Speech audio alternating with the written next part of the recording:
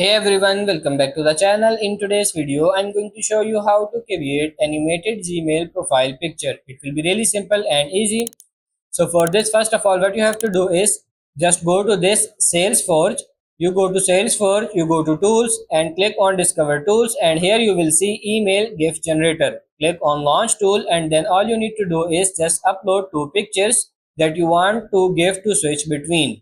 First of all, let's add your image, and the second image, let's add anything you want to switch.